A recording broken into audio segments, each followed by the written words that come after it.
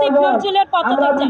কেন নয় ঘুষ খায়, ঘুষ খাওয়া না খাইলে হয় কেন এইটা কোনো অ্যাকশন নেয় না, হয় কত কোটি টাকা খাইছে। এই যে এই আসামিরা এখন ছাইরা দেয়।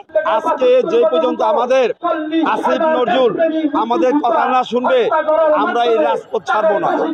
আমি যাত্রাবাড়ি থেকে আসছি, আমার ভাইয়ের বাড়ির ভিতরে ঢুকাগুলি করছে কুতুবখালী বউবাজারে। যখন ছাত্ররা দৌড়ায় ঢুকে, আমার ভাই ভাত বিক্রেতা ছিল, আমি খাবার রান্না করে দিতাম, আমার ভাই আর ওদের ক্যাপেক্স আমাদের ওইখানে খাবার বিক্রি করতো আর কি, সেল দিত। তো আমার ভাই ক্যাপেক্সের খাবারটা দিয়ে বাড়িতে ঢুকে, ছাত্ররাও দৌড়ায় ঢুকে, ঢুকার পর ছাত্ররা আমাদের দুই তলায় চলে যায়। আমার ভাই তো মাত্র ঢুকছে, ঢুকার পরই ওনারে গুলি করে পুলিশ, সে ছিল ইন্ডিয়ান পুলিশ, হেলমেট মাথায় ছিল, সে বাড়ির ভিতরে ঢুকা গুলি করছে। তখন আমার ভাইরে নিয়ে আমি হসপিটাল যাওয়ার খুবই চেষ্টা করি, কিন্তু পারি না। তখন অনেক আর কি আমাদের ওই বউবাজারে গ্যাঞ্জাম ছিল। যখন আমি আমার ভাইরে নিয়ে বেরোই, আমি পিছনের রাস্তাটা বেরোই আমি হাসপাতাল নিই। তখন হাসপাতালও আমাদের রাখতে চাই, তখন ওনারা ইঞ্জুরি গুলা ছাইরা দেয় পরে আমি ঢাকা মেডিকেলে নেই। সেই ঢাকা মেডিকেলে দোসর পুলিশ আমার ভাইয়ের লাশ বের করে দেয়। তখন আমার ভাই জীবিত হয়েছিল, মরে না। আমার ভাইয়ের ঢুকতেই দেয় না, আমার বলছে যদি আপনি ঢুকবেন তাহলে আপনার গুলি করে মারা হবে। তখন আমার সিএনজি পিছনে ঘুরা আবার আইসা পড়ে, সেই কাজ না পারে ডক্টর ল্যাবে আসার পর ওনারা মৃত ঘোষণা করে। তখন আমি লাশ বাসায় নিয়ে আসতে চাই, তখনও গুলিবিদ্ধ করে।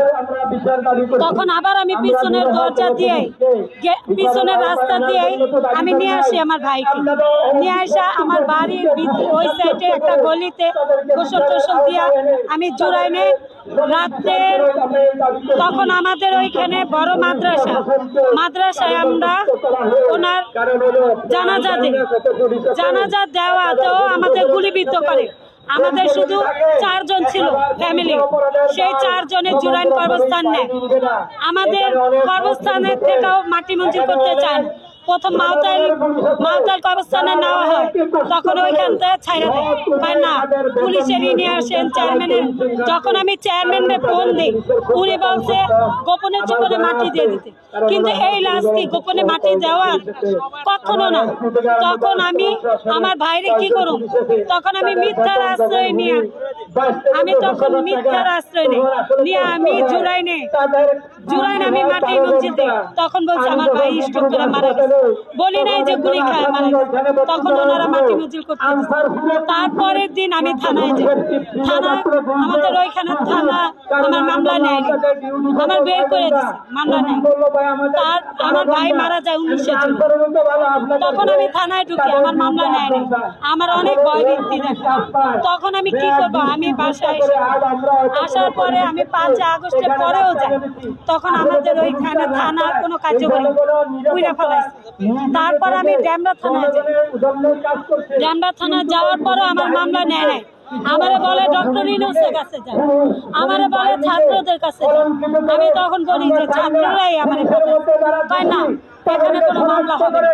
পরে আমি অনেক পরে 1-1.5 মাস পর আমি ট্রাইব্যুনালে মামলাটা করি, আন্তর্জাতিক ট্রাইব্যুনাল।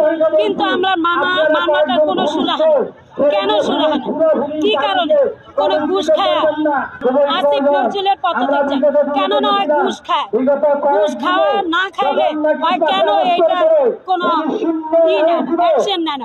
ও তো রাজপথে ছিল একদিন, ও তো আমাদের মতো এরকম রাস্তায় ছিল, ওর কি কথা মনে নাই? কেন এখন এই কাজ ঠিকঠাক ভাবে করে? আর কত কোটি টাকা খাইছে। এই যে এই আসামিরা এখন ছাইরা দেয়, আসামিদের জামিন দেয় কেন, কি কারণ? আমরা চাই এই লোকের আর আমরা চাই আমাদের মামলার সুষ্ঠু বিচার হোক। আমাদের ভাই যে মারা গেল, আমার ভাই, আরেকজনের ছেলে, আরেকজনের মেয়ে, আরেকজন, অনেকের অনেক কিছু মারা গেছে। কিন্তু আমরা চাই এই গণহত্যার মামলার বিচার, আমরা শেখ হাসিনার বিচার চাই, অসংখ্য পক্ষের বিচার চাই। ও তো এখন আমাদের মূল্যায়নই করে, ও কিভাবে কি করবে? ও তো ঘুষ খায় বসে রয়েছে। ও কত কোটি টাকা খাইছে, এটা কোনো ঠিক আছে? আমরা শহীদরা তো এখন রাস্তার দৌড়, আমরা আমরা বিচারের জন্য রাস্তা রাস্তা ঘুরি কেন? কি কারণে ঘুরি? না আমাদের কোনো প্রাপ্য দেয়, না আমাদের কোনো সম্মান দেয়। এই জুলাই সনদ দেয় নাই তো, জুলাই সনদ কি জুলাই সনদ দিছে? সে ঘোষণা দিছে, এটা কি হয়েছে? জুলাই সনদ আমাদের সংসদ ভবন নিয়ে বৃষ্টিতে ভিজেছে, রোদে শুকাইছে।